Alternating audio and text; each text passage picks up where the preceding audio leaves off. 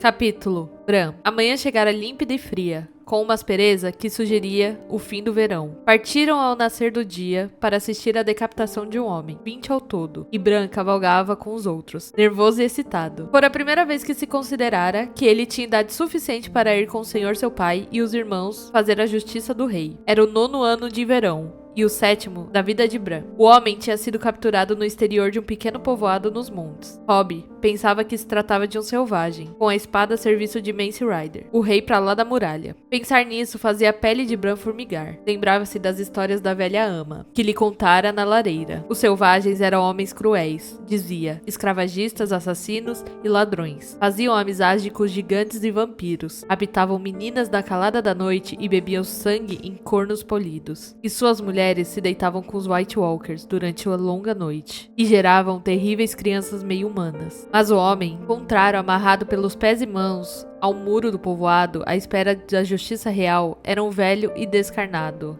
Não muito mais alto que Robb. Perdera ambas as orelhas e um dedo, queimados pelo frio, e vestia-se todo de negro, como um irmão da patrulha da noite. Não estivessem as peles esfarrapadas e besuntadas de gordura. A respiração de homens e cavalos misturava-se em nuvens de vapor no ar frio da manhã, quando o senhor seu pai ordenou que cortassem as cordas que prendiam o homem ao muro e o arrastasse até junto ao grupo. Robb e Jon sentavam-se, altos e imóveis, sobre os cavalos, com Bran entre eles, em seu pônei, tentando parecer ter mais do que seus 7 anos, e fingindo que já assistira a tudo aquilo. Um vento tênue soprava através do portão do povoado. Sobre suas cabeças agitava-se o estandarte dos Starks, de Winterfell. Um lobo gigante cinzento correndo por um campo branco de gelo. O pai de Bran sentava-se solenemente sobre o cavalo, com longos cabelos castanhos e ondulados ao vento. A barba, bem aparada, estava salpicada de branco, fazendo parecer mais velho do que os seus 35 anos. Hoje tinha uma sombra severa sobre os olhos cinzentos, e parecia bem diferente do homem que se sentava em frente ao fogo à noite, e falava suavemente da era dos heróis e das crianças da floresta. Tirara a expressão de pai, pensou Bran, e colocara de Lord Stark de Winterfell. Questões foram colocadas e respostas foram dadas ali, no frio da manhã. Mas, mais tarde, Bran não recordaria muito do que fora dito. Por fim, o senhor seu pai deu uma ordem. Os 2 de seus guardas arrastaram o homem esfarrapado até o toco do pau-ferro, no centro da praça, empurrando-lhe a cabeça à força contra a madeira dura e negra. Lord Eddard Stark desmontou, e seu protegido, Theon Greyjoy, apresentou-lhe a espada, chamada Gelo. Era larga como a mão de um homem, e mais alta que Robb. A lâmina era de aço valeriano, forjada com feitiços e escuro como fumo. Nada mantinha o fio como o aço valeriano. O pai de Bran descalçou as luvas e a entregou a Jory Castle, o capitão da guarda de sua casa. Pegou o gelo com ambas as mãos e disse, em nome de Robert da casa Baratheon, o primeiro de seu nome, o rei dos Ândalos, e dos Rhoyneres, e dos primeiros homens, senhor dos 7 reinos e protetor dos domínios, pela voz de Eddard da casa Stark, senhor de Winterfell, e guardião do norte, ordeno a morte. E ergueu a espada bem alto sobre a cabeça. O irmão bastardo de Bran, Jon Snow, aproximou-se. Mantenha a rédea curta sobre o pônei, sussurrou, e não afaste os olhos. O pai saberá se assim fizer. Bran manteve rédeas curtas sobre o pônei e não afastou os olhos. Seu pai cortou a cabeça do homem com um único golpe, dado com segurança. O sangue borrifou a neve, tão vermelho como o vinho de verão. Um dos cavalos empinou-se e teve de ser segurado para não fugir. Bran não conseguia tirar os olhos do sangue. A neve, que rodeava o poste, bebia-o com sofridão, ficando cada vez mais vermelho enquanto ele observava. A cabeça bateu numa raiz grossa e rolou. Parou perto dos pés de Greyjoy. Theon era um jovem esguio escuro de 19 anos que achava tudo divertido. Soltou uma gargalhada, pôs a bota sobre a cabeça e deu-lhe um pontapé. Cretino! Resmungou Jon. Suficientemente baixo para que Greyjoy não ouvisse. Pôs uma mão no ombro de Bran, que olhava o irmão bastardo. Teve bem, disse-lhe Jon solenemente. Jon tinha 14 anos, já era experiente na justiça. O tempo parecia mais frio durante a longa viagem de regresso. Embora o vento tivesse enfraquecido e o sol tivesse mais alto no céu, Bran cavalgava junto aos irmãos, bem adiantados em relação ao resto dos cavaleiros, com o pônei esforçando-se ao máximo para acompanhar o ritmo dos outros cavalos. O desertor morreu com bravura, disse Robb. Era grande e largo e crescia dia a dia, com as cores da mãe, a pele clara, os cabelos vermelho acastanhados e os olhos azuis dos Tully, de Corre-Rio. Tinha coragem, pelo menos. Não, disse Jon Snow calmamente. Não era coragem. O homem estava morto de medo. Podia-se ver em seus olhos, Stark. Os de John eram de um cinza tão escuro que pareciam quase negros. Tinha a mesma idade de Robbie, mas os dois não eram parecidos. John era esguio e escuro, enquanto Robbie era musculoso e claro. Este era gracioso e ligeiro, seu meio-irmão forte e rápido. Robbie não estava impressionado. Que os outros levem seus olhos, praguejou. Ele morreu bem. Fazemos uma corrida até a ponte? Fazemos, disse John, impulsionando o cavalo para frente. Robbie praguejou e seguiu, galopando trilha fora. Com Robbie aos gritos e assobios, John silencioso e concentrado. Os cascos dos cavalos levantaram nuvens de neve por onde passavam. Bran não tentou segui-los, seu pônei não poderia acompanhá-los. Vira os olhos do homem esfarrapado, e agora pensava neles. Por algum tempo, o som das gargalhadas de Robbie atenuou-se e os bosques ficaram silenciosos novamente. Estava tão perdido em seus pensamentos que não ouviu o resto do grupo, até que seu pai colocou o cavalo a par de sua montaria. "Está bem, Bran?" perguntou, não sem simpatia. "Sim, pai", disse Bran. Olhou para cima, envolto em peles e couro, montado no grande cavalo de guerra. O senhor seu pai pairava acima de si como um gigante. Robbie disse que o homem morreu bravamente, mas John disse que ele tinha medo. "E o que você acha?" perguntou-lhe o pai. Bran refletiu sobre o assunto. "Pode um homem continuar a ser valente se tiver medo? Essa é a única maneira de um homem ser valente", seu pai respondeu. "Compreende por que eu fiz?" "Ele era o selvagem", disse Bran. "Eles roubam mulheres e vendem-nas aos outros." Seu pai sorriu. A velha ama tem andado outra vez lhe contando histórias. Na verdade, o homem era um insurreto, um desertor da patrulha da noite. Ninguém pode ser mais perigoso. O desertor sabe que sua vida está perdida se for capturado, e por isso não vacilará perante nenhum crime, por mais vil que seja. Mas você não me compreendeu bem. A pergunta não era sobre o motivo por que o homem tinha de morrer, mas sim por que eu tive de fazê-lo. Bran não tinha resposta para aquilo. "O rei Robert tem um carrasco", respondeu em tom incerto. "Tem", admitiu o pai. "E os reis Targaryen também tiveram antes dele. Mas o nosso costume é o mais antigo. O sangue dos primeiros homens ainda corre em nossas veias, nas veias dos Starks. E mantemos a crença de que o homem que dita a sentença deve manejar a espada. Se tirar a vida de um homem, deve-lhe olhar nos olhos e ouvir suas últimas palavras.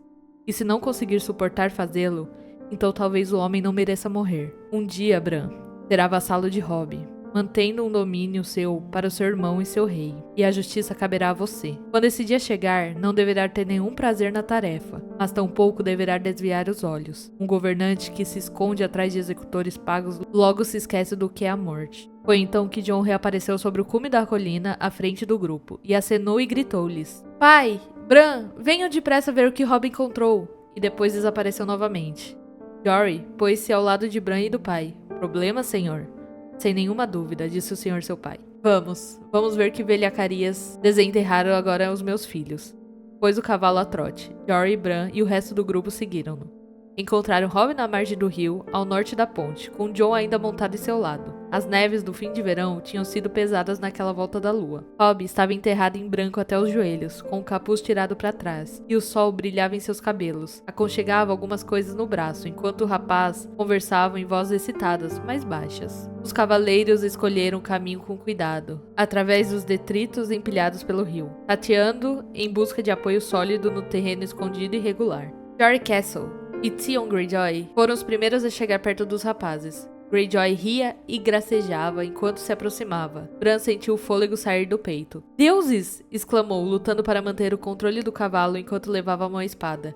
A espada de Jory já estava na mão. "Robbie, afaste-se disso!" gritou enquanto o cavalo empinava entre suas pernas. Robbie sorriu e ergueu o olhar do volume que tinha nos braços. "Ele não pode lhe fazer mal", disse. "Tá morta, Jory." Àquela altura, Bran já ardia de curiosidade. Teria esporreado o pônei para avançar mais depressa, mas o pai o fez desmontar junto à ponte e aproximar-se a pé. Bran saltou do animal e correu. Também Jon, Jory e Theon Greyjoy já tinham desmontado.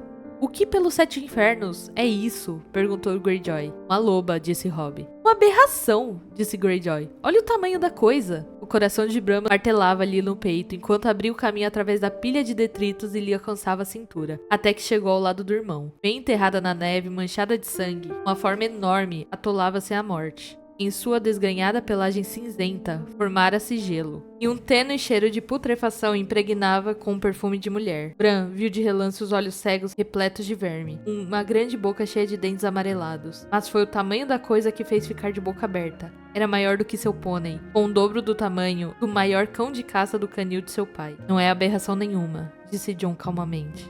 Isso é uma loba gigante. Esses animais crescem mais do que as outras espécies. Jon Greyjoy diz: não é visto nenhum lobo gigante ao sul da muralha há 200 anos. Vejo um agora, respondeu Jon.